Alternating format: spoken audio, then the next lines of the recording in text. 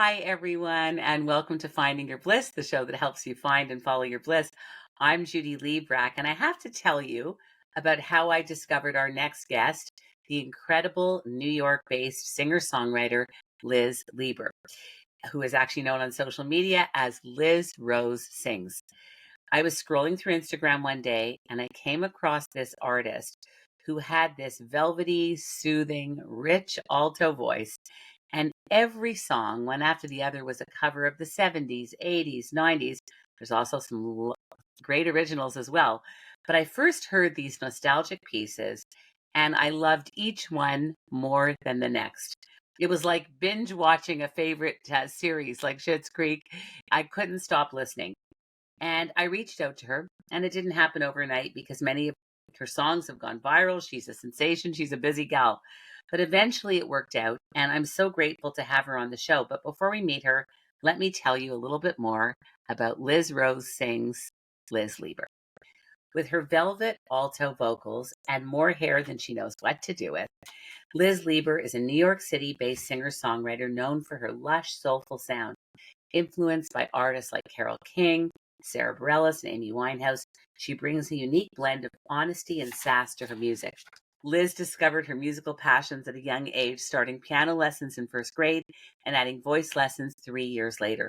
With a mission to spread her love of harmonies and catchy hooks around the world, Liz continues to captivate audiences with her powerful voice and infectious energy. You can catch Liz performing live weekly on Facebook and TikTok, as well as sharing fresh tunes across her social media pages. Liz Lieber, welcome to Finding Your Bliss. Delightful to have you here. Thank you. I'm so happy to be here. I have to start with how I heard about you in the first place. And that is the song that I first heard you sing, which is Yesterday Once More by the Carpenters. And I was obsessed. Can you tell us a little bit about what attracted you to this song in particular, what the reaction has been, and a little bit more about what made you want to cover it? So I would say that particular song actually, it held the same spark that other songs have for me, and I'll explain what I mean by that. When I decide to cover a song, it's very much on a whim. It's like, for some reason, it just enters my head. I kid you not, it just, one day I'm like, like that song just kind of comes to my head. Maybe I read something and it reminds me of that song. And usually when it echoes in my head a certain amount of times, I'm like, after a while, I'm like, okay, I think I need to sing it. So that's actually what made me want to cover that song. I do love the Carpenters too. Of course, that's another reason. But yeah, there really was no really rhyme or reason other than I had a whim to sing it one day, one afternoon. And I just did it. And that was that. Well, it works so well, and I can't wait to share it with our audience. Let's listen to Yesterday Once More by the Carpenters, sung today by Liz Lieber, aka Liz Rose Sings. Let's all have a listen. When I was young, I'd listen to the radio, waiting for my favorite songs. When they played, I'd sing along. It made me smile. Those were such happy times, and not so long ago. How I wondered where they'd gone. But they're back again, just like a long-lost friend. All the songs I love so well, every sha-la-la-la, every whoa-whoa still shines.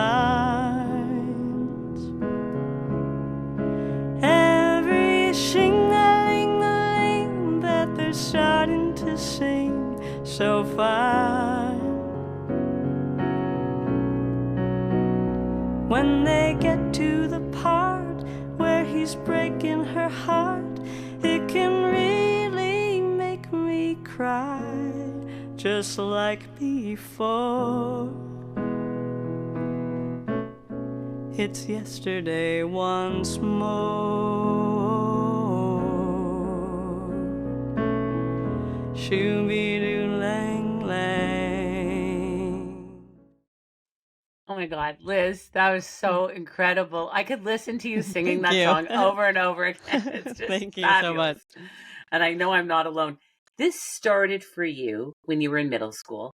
You had a passion for sharing your music online, whether it was uploading tracks of your singing on SoundCloud or posting videos on Instagram and YouTube. What did you love initially, if you can take us back to that time of connecting with others through music? And was it something you always saw yourself doing? I think the thing I really loved about it was, I think, for context, I was a bit of a shy kid, and music felt like a really natural way for me to connect with other people when maybe talking felt more awkward for me. And that's sort of like a funny way to put it, but I think it's something that always felt like that connecting line with me to other people. Um, and I think that's why I really gravitated towards it. It's a different language. That's so interesting. And I know that you have you love Sarah Bareilles. She's one of your musical Yes. influences along with Carole King and other people. And I've read that you've said you'd love to meet her one day. You have met her, but to have a real sit down with her and talk to her and and really ask her a lot of questions. So I'm just wondering, because she also does musical theater, did you have a past in the musical theater world as well as a young girl?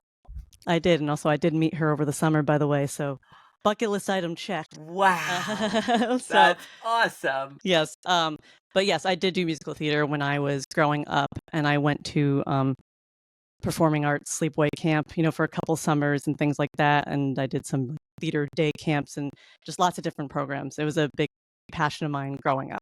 So What yes, was one to of your answer your favorite what was one of your favorite roles? I think I might even have an idea just from doing reading about you. But what would stand out for you as one of those moments where it was just an epiphany, standing there on that stage and belting out the tunes from what musical? so this is gonna be funny. So in fourth grade, there were three Dorothys, and there was because in fourth grade I you don't knew just you have were going to one, say that. I knew and you so, were going to say that. and but I got to be the over the rainbow Dorothy. So Oh, it wow. was kind of the best Dorothy, but it's fourth grade though. So I think honestly that's always what I remember is singing over the rainbow as Dorothy in fourth grade. That was probably like my favorite moment. That's awesome. What do you love about standing on stage? Because I'm going to talk about this whole environment that you've created and this online streaming and this whole world that's gone viral for you and has been, unprecedented. But just being on a stage back at that theater camps and other camps that you went to and just standing there and performing in front of an audience and singing. What do you love about doing that? I think it's the energy you can feel from the audience that's in front of you. There's something really unspoken about it, even if they're totally quiet and you're singing something. It's a very specific type of energy to have people in front of you listening to you sing really anything. Um, so I think that's what I really love about it. There's sort of this unspeakable energy that's in the air. Do you feel that energy in the same way? Like, I'm just thinking, you became famous during the pandemic, Yeah. and you helped us, because let's face it, during the pandemic we couldn't go to Broadway. In fact, in the most unprecedented thing of all, there was no Broadway for a year. Broadway Hmm. was dark. Like, even the memory of that Yeah. shocks me, but it's true. It happened. And yet you created this whole world for people, where you created a connection that was so Hmm. necessary. Was it at first almost hard to get over the fact that there's not a live audience sitting there, that they're there and they're all there, and they're Yeah. in fact hanging on your every note, if you will, Yeah. but they're not physically in the space? I think the very first time I did a live stream, it was certainly strange because you. I mean, I think the good thing is you can read people's comments, so you're not in a total like black hole, if you will. Yes. But it is definitely strange at first, knowing that people are there, but at the same time they're not like in the physical sense.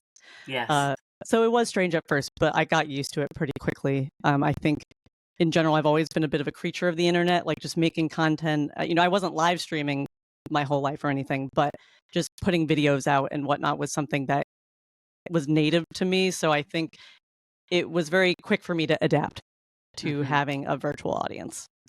So, for our audience members who may not know the term live streaming or digital content creator, just to sort of, I don't know if you know the Excuse My Grandma series with Gail and the granddaughter. They're actually New Yorkers, and Palm Beachers, and it's a grandmother who the granddaughter decodes all of the millennial Gen X language for the grandmother. So I sometimes like to decode for our audience because they don't know all these terms.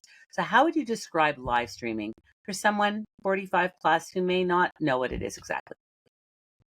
So live streaming is essentially, in my case, it's using my phone, but you could use a phone or computer as your camera. And I'm just going to use Facebook as an example here just to make this a little simpler. Yes. If you go on Facebook and you're going to make a post, you can press go live. And essentially, it's like instead of recording a video, you're videoing in real time. It's a real time show on the internet. I don't know if that explains it well enough, but really well. The best I've ever heard. I finally understand it. That's fantastic. So the pandemic hits. Let's just fast forward a little, 2020. You begin this live streaming, which is kind of really cool. You're creating like a live show, if you will. You can imagine the Sonny and Cher show or the Carol Burnett show right in people's living rooms or anywhere, wherever your laptop is. And can you explain to our audience, some of whom may not understand, just here you are, you're playing this on your phone, you're in your room, and what happened? Like this was pretty cool stuff, because I'm sure you just did it at the beginning because you wanted to sing. You're going, wait a minute, I'm not going to not sing for however long this is going to take. Yeah. And suddenly there's this energy and there's this audience happening. Yeah, so I could definitely explain that. So when I did my very first live stream, like single live stream, it was in a Facebook group. It was a private Facebook group that was, and shout out to this group, they're awesome. But it was especially active during the pandemic. It's called Quarantine Karaoke. Yes. And so I joined that group, and at the time, the idea of live streaming like publicly was just a little too scary for me at that point in time, because I had never done it before, and I'm like, what if my friends see me? For me personally, like being in front of strangers is a lot less scary than being in front of people who know me really well, which I think is kind of funny. Anyways, point being that I decided to go live in this group, which had several 100,000 people in it at the time. So it wasn't a small group, but it was private. So that was sort of the key thing for me. I was like, ooh, it's private, but there's an audience. That's kind of a neat combo that you don't always get on Facebook.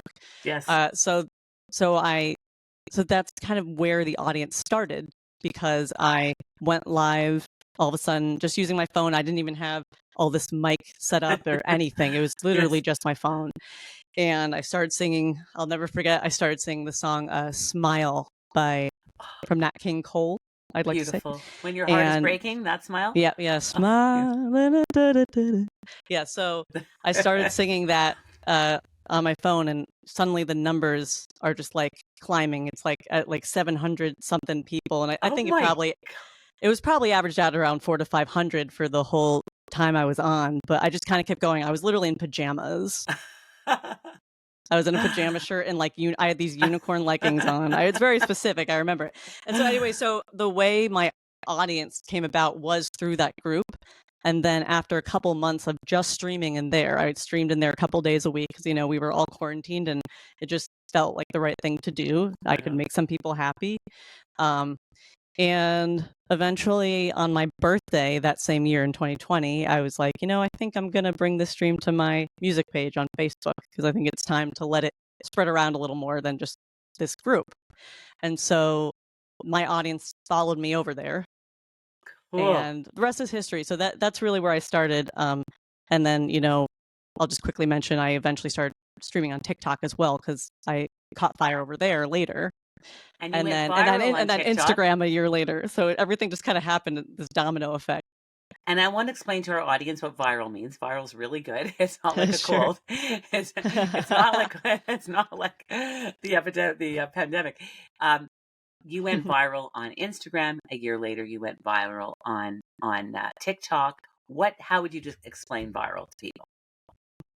So basically, it was actually TikTok and then Instagram, but the order really doesn't matter. It was all craziness at the end of the day. What viral means. So basically, it's like when you post something on TikTok, for example, you notice that the numbers start climbing really fast, and it's kind of a whirlwind, to be honest. And it's not even very predictable. Some people claim you can predict when something will go viral. I claim you really can't. So I've posted things that I thought wouldn't do that well that like went exploded. So you never know. But yeah, so it's basically just you post a video and it starts getting traction very quickly within like the first couple of hours, and then it just sort of spirals out from there in a good way though. It just keeps Wow. going. It explodes and Were gets you more and more flipping views and out? comments. What were you Kind thinking? of, Like when yeah. you saw it, when you were watching this, I can't imagine what you were thinking because you've been doing this sort of in this safe place. It sounds like it was a pretty big group, the quarantine pandemic group on Facebook, but it was still like manageable. It had sort of Yeah, defined borders, if you will. right. And now suddenly you're on TikTok, which is a huge platform. Yeah, Imagine like the biggest concert hall in the world yeah. and the stage in the world. And there you are, and you're seeing those numbers. Like I know I'm on TikTok and I'm like 200. Wow, I went to 400 today. Cool. But this was Yeah. this was like 10 these million, I numbers. think. Oh my Was my most viral God. video. That's not typical, but that was crazy. And what are you thinking as you're watching this and doing this? Like you're live creating and then live seeing the result. Like it must have been just such a heady trip. It is a heady trip, and I think something that I've always had to maintain is like, because I've had multiple videos go viral now, ranging between like 1 and 10 million views.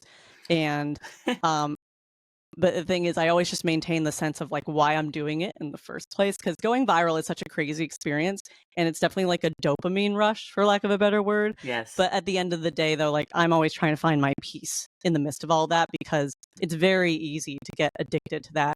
And I just know that whether it's 10,000 views or 10 million, I'm doing the music to heal some people's hearts as well as my own. So that's what I always come back to. But going viral, to answer your main question, is nuts. And Congratulations, really. thank you. You know, it's not an accident because you just have one of those voices. It's funny because I just was talking to a very famous writing professor from NYU who wrote a book about writing and how to get your writing noticed. And she was saying that there's a quality in an incredible voice, whether it's Barbara Streisand or Kelly Clarkson, that like within a couple of notes or the first few bars, they're instantly recognizable, and that's what makes Mhm. them a great singer. Is they have this great tone, and it's a tone that's inimitable. It's theirs alone, and you have that in a very big Thank you. way, and it's gorgeous. I mean, it's so cool. A couple of questions. When's your birthday? July 8th. July 8th. So So I'm a Cancer. great. That was part of the story. And also, the next question I have for you. So now this is happening, and suddenly your passion for music is becoming your career.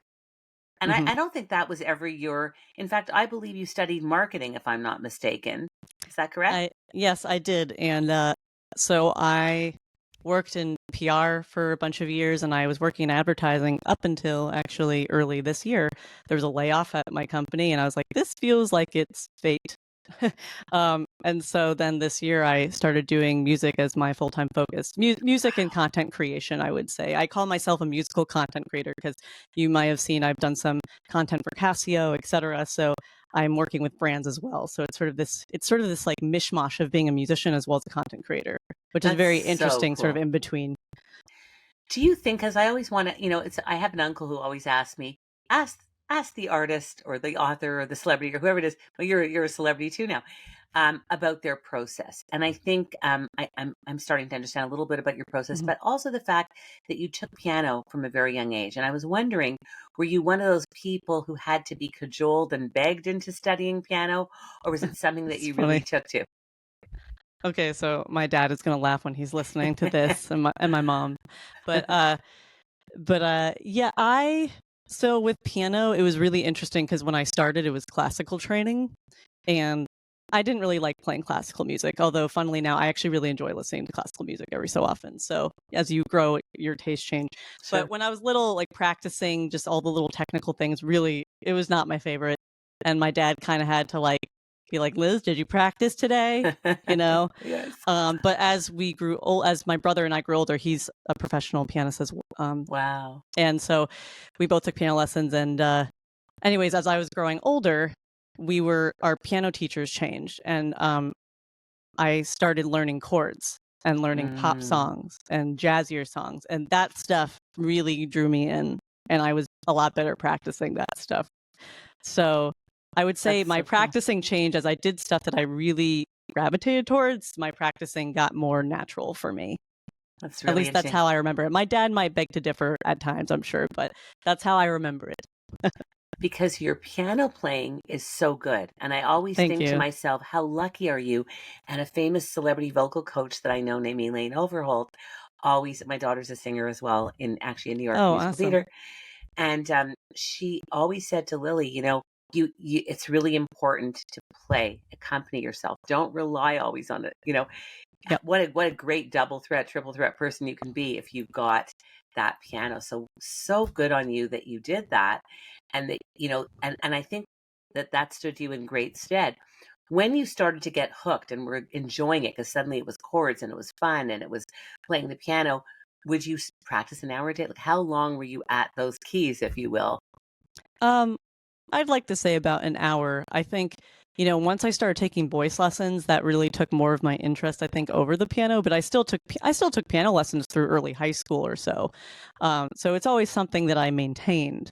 But I think the singing with the piano really took my interest the most, just because singing always came the most natural to me. I mean, I did take lessons for many years, but it felt like I just latched onto it the easiest. And then Yes. piano kind of was secondary to that. But yeah, I think I would practice about an hour most days. Some days I think I didn't practice, if I'm going to be honest, because I know my parents are going to listen to this. They'll be like, Liz, you didn't practice an hour every day. What are you talking about? Um, but as I got older, I think I got better with practicing because I really realized how much it helps. And I also got to play things that I loved. So it So cool. was a And win-win. you picked up the guitar, and I think you probably, I would think, found the guitar easier because you had all of this, musical training now. You had, voice and you had piano. Would you agree with that, or was it studying a whole different beast to pick up the guitar? Um, well, I picked up the guitar about a year ago. Oh, I know. okay. So, and I think I would say, well, I mean, having any kind of musical background is helpful for picking up secondary instruments. I think anyone would probably say that. The one thing I will say though is like having to have calluses on your fingers and that whole piece of it, like the way you have to use your fingers is so different Yes. that was almost like I almost felt like a total like newbie. I'm like I have no idea what I'm doing, Wow. and I still, I mean, half the time, I mean, it's been 1 year, so like I still am very much a newbie at guitar, but I do think that like I interestingly started out with finger picking on guitar first rather than strumming. A lot of people start out with strumming. I actually found strumming more difficult, so I started with finger picking. And they do say that if you play piano, sometimes finger picking can be the easier thing to start with because it requires a certain kind of coordination. So Huh. that's just a little fun fact. But yes, I have not been playing guitar very long, but I do really enjoy it, and I've been enjoying writing songs on it as well. So I was going to say, so I know you're a burgeoning songwriter, and we're going to be hearing one of your amazing new songs that there's also a video of, and I'm going to actually play it for our listeners, but I'm going to encourage them to watch the video as well, which is so cool, especially with that Wizard of Oz explanation off hmm the top of the show.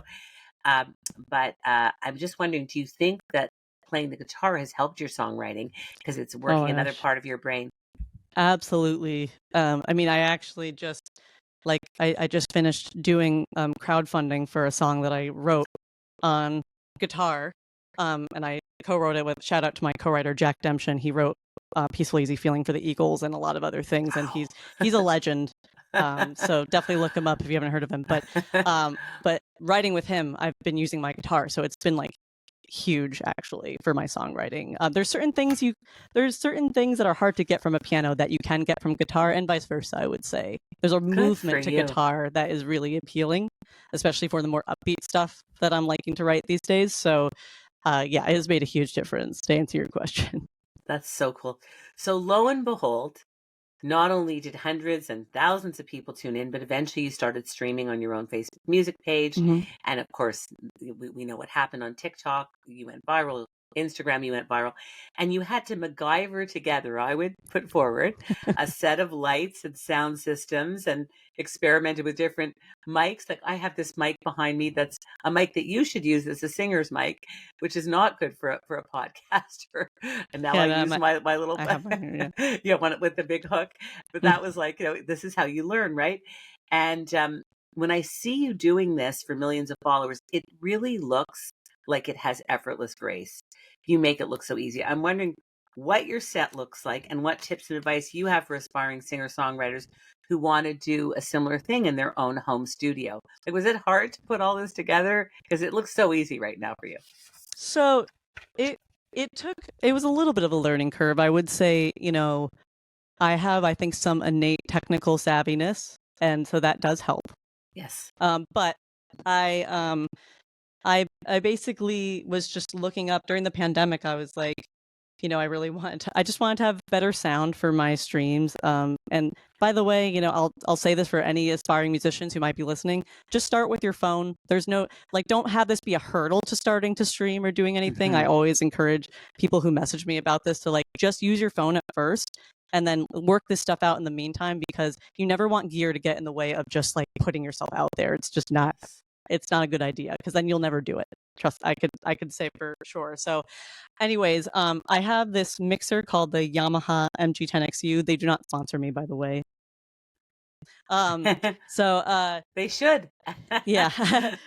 And I have a mixer here that is USB capable. So essentially, like, I don't really like dealing with computers. Some people use their computers to do streams, and I find it very cumbersome for myself, because while I am technically savvy, I'm also not at the same time in certain ways. So I get overwhelmed easily. So I like having this mixer because it can plug right into my phone via this adapter here. Cool. And the adapter, I think it's USB to USB-C, but that might be wrong. Anyway, so it's an adapter essentially that goes into the phone, and you can plug the mixer in. And then all you have to do is use the mixer to plug in your microphone and everything. So, and your keys or whatever you're using, essentially. So it makes it very hands-on. I like hardware. I like touching things. It's a lot easier for me than using like software and all that kind of streaming stuff for me. Everyone's different though. So I think it's like whatever works for you works. That's usually really what I cool. say. But that's what I did, and I invested in my amazing microphone that I use for singing, and that has also made a big difference as well. So That's so awesome. I saved up for it. Celebrities are actually recognizing your work. People you admire have become fans and started following you. Can you tell us how you felt when Kristen Chenoweth, who played Glinda in the original Broadway production of Wicked, started following you on Instagram? Like, that's pretty cool. Oh my gosh, I about had a heart attack. The funny thing is, like, the celebrities who have found me, including her, they haven't just been like, famous. It's just not like any old celebrity. It's people who were actually kind of integral parts of my childhood and like high school years. It's just a very like kind of strange and eerie coincidence, because I literally would I might as well have broken my CD for Wicked when I listened to that thing so much. And my mom will tell you I used to sing along as Elphaba to Kristen Chenoweth, like duetting her in my room. So cool. And so like when she followed me, I was like, oh my God. And I was like, Mom, So that was like wild for me, to be honest, because she's someone who I've always really admired. I think she's so versatile as a vocalist. I could go on and on about Kristen Chenoweth, but that was really wild for me. And the Eric McCormack, like, who plays Will from Will and Grace, followed me, and I was like, oh my God, I like loved that show in high school. Like, are you kidding me? So like these people find me who not only are they celebrities, which is definitely really cool, but I think what's even cooler is that they actually held a really special place in my heart growing up. So that's really so has been nice. really neat. That's But yeah, nice. when Kristen followed me, I about fell over. So Oh my God. What has been the reaction? I remember interviewing an on-air TV personality once who said, and this was in Toronto, where this is based out of, and she was part of Much Music, which is like your MTV, and she was walking down the street and started hearing whispering, like, shh, shh, shh, shh. She realized that people were whispering about her, that people recognized her. yeah. And I would think, with the amount of followers, and you're on camera, it's not like this is audio. Did you start to have a sense that people were recognizing, oh my God, that's that girl from TikTok, that's that girl from Instagram? That I'd say not necessarily like a lot yet. I think it started to happen more as time has gone on. Like, I was getting my nails done one day, and this lady recognized me from Facebook. So Nice. that was kind of a strange thing, But I think I'm still enjoying some anonymity right now, which I'm not necessarily complaining about, but I guess that probably could and will change as time goes on. But yeah, here and there, I think I've had someone kind of like take a double take at me and be like, but nothing too crazy yet. It's so important that parents be supportive, and I know we're very supportive of our kids, and it's so important, and I think it can really make a difference. Hmm. And I think your parents have been very supportive of you. They're Yes. Team Liz Lieber Oh, all the yes. way.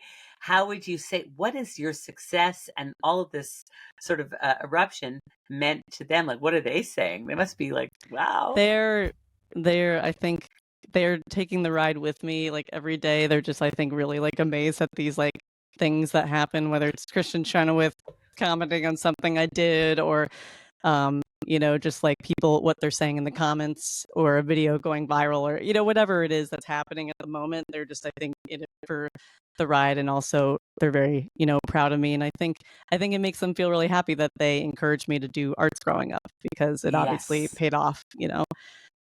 So true. So what happened with Sarah Bareilles? What can you tell us about that Oh, meeting? so for my birthday, I was gifted a meet and greet to meet her before her show at Rock. She was doing these shows to support a venue here in New York called Rockwood Music Hall, and she had a meet and greet before, and so I was gifted it for my birthday, which was like a huge shock to me, and like honestly, it's just amazing. I got to sit with her and like maybe 10 other people just talking for like 45 minutes, and it Oh, was like it was wonderful.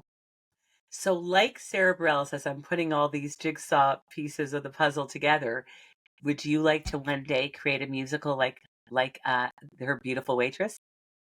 I've thought about this. I think that it's not on my list of things to do, but I feel like if it does happen, it'll happen similarly to the way it has happened for Sarah and other people, which is that it kind of just emerges. Like someone Mhm. approaches them and like, hey, like we have this musical and we think your musical style would be a perfect fit.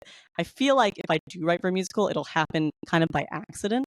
Yes. And so that's where I'm at with that concept right now, because I think I'm not necessarily pushing to do a musical right now, but I think it could definitely happen sort of as a byproduct of everything else that I'm doing, if that makes sense. That's really, really cool. So you're writing original music, Hmm. and we're going to be playing this wonderful piece that you wrote called No Place Like This. And you've just released this gorgeous single. And by the way, I want to tell everyone there's even a music video of it. And I understand it's a love song inspired by The Wizard of Oz, which now Hmm. makes even more sense. Can you tell us more about your brainchild, this gorgeous original song? Yeah, so one day I was scrolling on social media and The Wizard of Oz came into my head. I really don't remember how. This is how my brain works. It's very random and things just sort of pop into my head.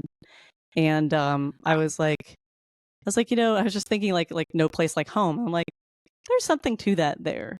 I was like, maybe not a song called No Place Like Home, but I was like, maybe there's a love song somewhere in there. It kind of just occurred to me, and I went to my piano and I started singing a melody and just like hashing out chords, and it kind of just fell out of me within that day. This was like about a little over a year ago now. Um, and it was just really exciting because I don't know, I'd never heard a love song based on The Wizard of Oz before, and it just felt like something that was a special treasure that I had created. A treasure to me, at So, least. so incredible. Well, I think it's a treasure for all of us, and I'm so excited to share this with our audience. Let's all have a listen to No Place Like This by Liz Lieber, aka Liz Rose. It was Writing it? definitely, yeah. I think it was an emotional song for me. I think it's like every song I write has its emotional, sort of like a emotional after period of just like soaking it in Yes. and sitting with it. So yes. Do you start by writing on your voice notes or on your notes on your phone? Like, what's your process? Is it waking up in the middle of the night with a notepad by your bed? Yes and yes. No, I mean, usually it does start with my phone.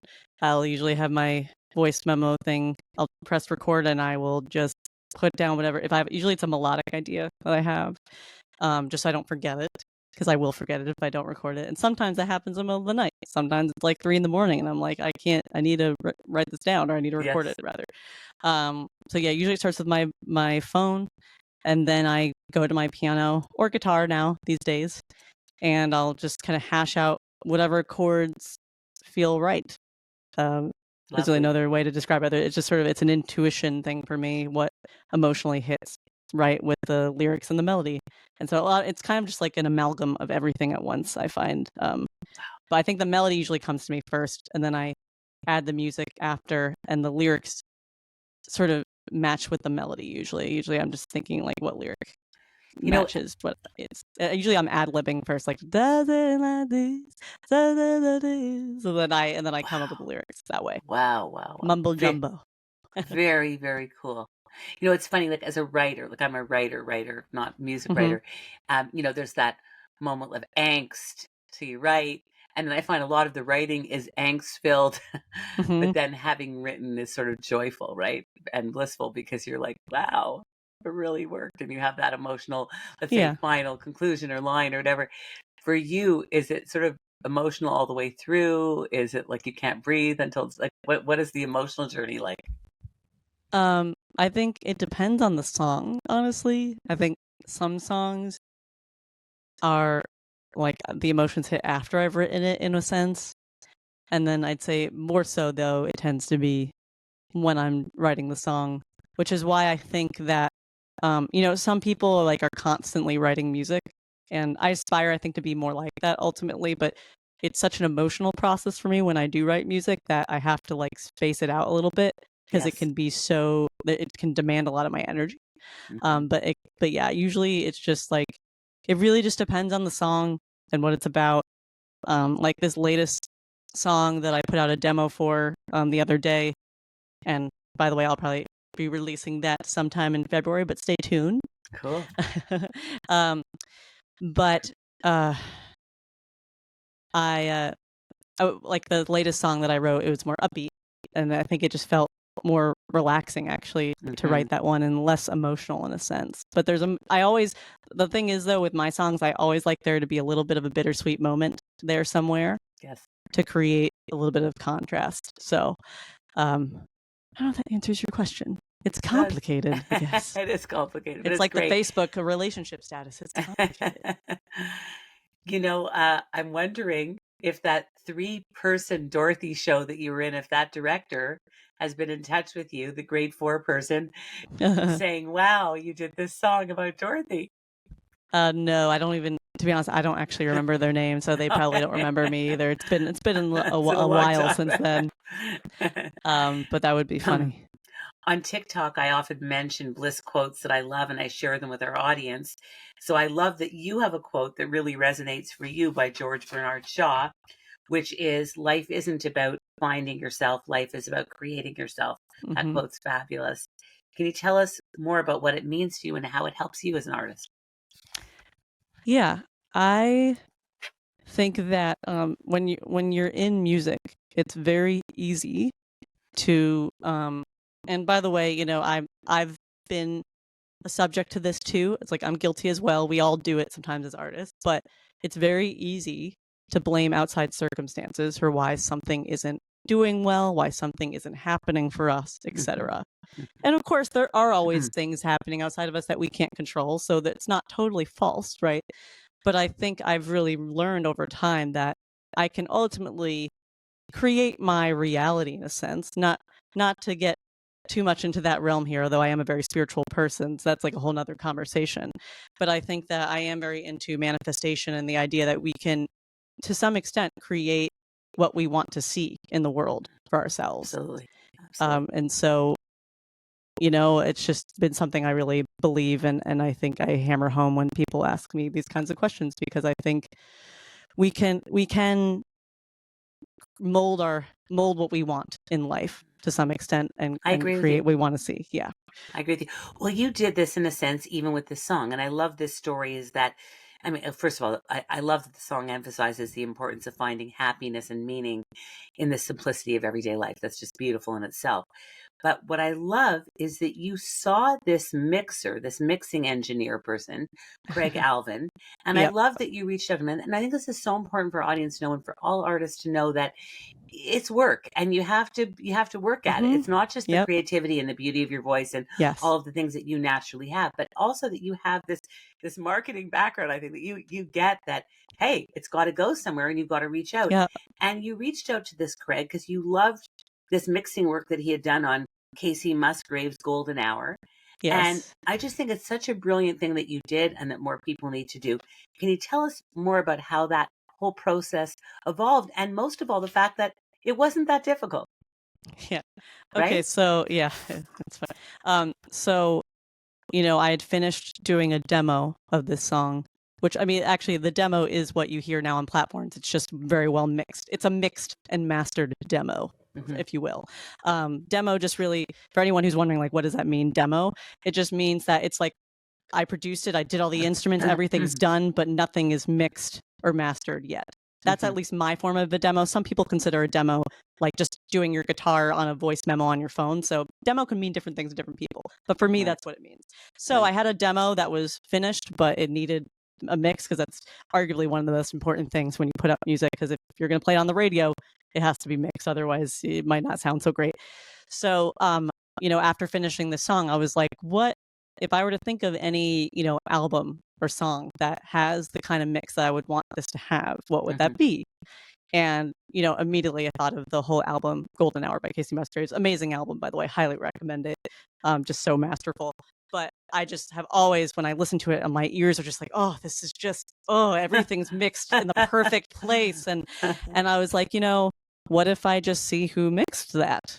You know, and so I looked and I found there's, I think, a few different mixing engineers who worked on that album, but his was the first name that I found. And so I looked him up. He had a website and I reached out and he has someone who interfaces for him, like an assistant. And I interfaced with his assistant. And next thing you know, like I had money saved up to have him mix my song. And Wow, yeah, that's and fabulous. mixing with these Grammy award winning engineers is not the cheapest, but I have to say you do get what you pay for, and it was so worth it for me. So yeah, that's how that happened. And I actually, and that's what, and that sort of leads me to say I just did crowdfunding for my latest song that I wrote because I wanted to hire him again. And I was like, Nice. man, this is expensive, but I knew, when you have something good, you go back to it in music, Of course. especially. Of Mixing is an course. art, and when you have a good mixing engineer, it's great to go back to it. And but of course I was like, I think I need to raise money to do this, which is a very scary thing to do. But yeah, so I met my goal within like 2 hours, which is amazing, to That's hire him amazing. again to do my latest song, which will be out next year. But yeah, so that was like, he's just an amazing engineer, and I'm really glad that I got to work with him, and I'm happy to work with him again in the future. So we can look forward to you've been working on recording some other originals that you've written. We're looking for what's the next thing we can look forward to in your original music? So I have a song that I put out a demo actually on YouTube the other day. It's called Play Pretend, and there's a clip on Instagram as well and TikTok, a shorter Nice. version. And I co-wrote it. I wrote a bunch, or like about 75% or so of the lyrics a few years ago, give or take. And I was with my co-writer Jack Demption on the phone the other day, and just to get to the point, I was going through my phone, I found these lyrics. He was like, I think we should finish that. And so we did. So I put out the demo of that song recently. It's been people are like really into this song. And so it's like, I think I need to get this demo mixed and like, I need to put it out on platforms. So That's great. so this all just kind of unfolded very naturally and organically. It was not something I was not planning on putting out really any new music on Spotify or anything for at least another several months, but sometimes life unfolds differently than you plan. Absolutely. But So, you're doing all the right things. Liz, you have described your sound as nostalgic, honest, and warm. I have a few adjectives to add, which is comforting, soulful, and unforgettable. And it really is. There's something about it that it seeps into your veins. I don't know what it is. And I don't know, it just sort of stays with you. I actually played one of your Christmas songs for a bunch of people yesterday, and I played it about 5 or 6 times. And finally, people said it's really good, but you have to stop playing it over. I played it 6 times. that's It so was the funny. Christmas one. It's like in the top tier of your Instagram. It was that good. Thank you. How did you begin to carve out your own unique sound? Because it's so interesting. As a writer, you need a sound, you need a voice, a writer's voice Hmm. that is uniquely yours. And as we talked about, there's the Barbara Streisands and the Sarah Bareilles. And I'm not talking about your tone, because obviously that's what you're born with, that's who you are. Hmm. But your sound. Do you know, does this make sense, this question? Like I think, yeah, how you like, found your mojo? yeah, I think it's something that happens over time. It's definitely not like an overnight process. because I think all my influences vary so much. Like I love Hall and Oates, I love a nice groovy R&B, like ooh, I love that kind of stuff. And then I love like a Martina McBride, like this one for the girls. Like I love that too. And there's just so many things that I love. And I think it's just been sort of pulling at those things that I love and creating something that I love that's kind of an amalgam of all those things. I think that's kind of what Nice. every artist is if you think about it. Like they maybe remind you a little bit of someone, but they're still their own artist. And so I think I've just been pulling from different things, not necessarily consciously, but I think just naturally I'm inspired by all these different types of sounds like Elton John, Billy Joel, Sarah Bareilles, Martina McBride. It's just, everywhere, every which way, all Everywhere, notes. yeah. And I think eventually it just kind of came to a point where I'm like, yeah, I think I have what my sound is. It's just me. So awesome. You recently formed a partnership, and I think you mentioned a little bit about this with Casio Music. You're a brand Mm-hmm. you've always loved, and you're working on content for them. Can you elaborate a bit on that? Yes. So I started working with them in, I think it was around April or May of this year, and essentially I partner with them as an influencer, and they gave me this beautiful new Privia keyboard to promote, which is I've been a Casio user for years, so this was something. I've been a Casio girl before they even knew about me, and so Wow. I had my Privia, and they upgraded me, and it's been wonderful because I get to make posts for them, for income, and it's like the most fun thing in the world, and I'm just so That's grateful a to be partnered with dream. them. It is a dream. That's a Yeah, dream come true. yeah, Wow. It yeah, doesn't get and better than that. it That's doesn't. So I love all of your songs, and I wanted to play like 20 of them on this show, but my producer said I wasn't allowed, and it I was just understand. terrible. Just kidding, Olivia, but you know what I'm saying. It was I could have just played all like just a little bit of talking, all music all the way Yeah. through, but it's a talk radio show. But here's a little clip of a song that's done really well on your social media, and that song is That's What Friends Are For. And we just have a little clip of this, so here's a listen of Liz Lieber singing That's What Friends Are For. And if I should ever go away, well then close your eyes and try to feel the way we do today. And then if you can remember, keep smiling, keep shining, knowing you can always count on me, for sure. That's what friends are for good times and bad times. I'll be on your side forevermore. That's what friends are for. Oh, I love your voice. That was Thank absolutely you. gorgeous. Thanks for Thank letting me you. play that that extra Of song. course. That was really, really great. I have so many things I want to ask you, and I know we're running out of time, but I'm going to ask you this. What is the best advice anyone ever gave you? To be myself. I know it sounds cliche, but it is, I think to be authentic is maybe the way I would put it now. Mm-hmm. Authenticity is key to everything in life. Doing things from a place of, this is me, this is who I am, not from a place of trying to impress people, not from a place of trying to push for something. Right. It's just standing in your you-ness. So I think that's the best advice I ever got from many different people. It's great advice. And it can be scary to do that, right? Sometimes it can Very be scary, of course. to just be vulnerable and be yourself completely without those veils and Yes. those masks. And that can be really hard. Also, in researching you, I discovered we have a lot of things in common in terms of our favorite movies and TV shows. One of your fave TV shows is Marvelous Mrs. Maisel. Me too. Oh my God. I love The that. outfits alone, all of it. And Yes. just the acting and the characters and the themes and all of it. I love it. And Forrest Gump, what do you love the most about that iconic film? Well, as you've noticed, I really love things from the 70s and the 60s. I just love things from the past, and it's a very nostalgic feeling movie for me. I haven't actually watched it in a long time, but when I do, it just gives me this like warm, cozy feeling. And I love Tom Hanks, so It's great. He, Also, my other favorite show is Schitt's Creek. I know you mentioned that earlier me in the too. show. Are you serious? I No, can I yeah, explain something to I you? love I'm like No, you obsessed. don't no, you don't understand. Me too. Like, it's not even funny. Like, to the point where I interviewed Andrew Barnsley, the executive producer, and I explained to him that, the way there's whatever the 6 seasons, and I watched every season 6 times. I've watched the series Oh like my god, 400 yeah. times. Mhm. Like, I'm desperate. I Yeah. want I Eugene. have Uh, my birthday crown is a birthday baby. It says birthday baby. oh Birthday my baby. God, you're so I'm lucky. not an impressionist, sorry. But yes, fold it. I always just quote fold in the cheese. You just fold it in. Oh, that's the best. I How do don't you know, do that? David. Yeah, I don't know, You David. fold it Fold it in. in.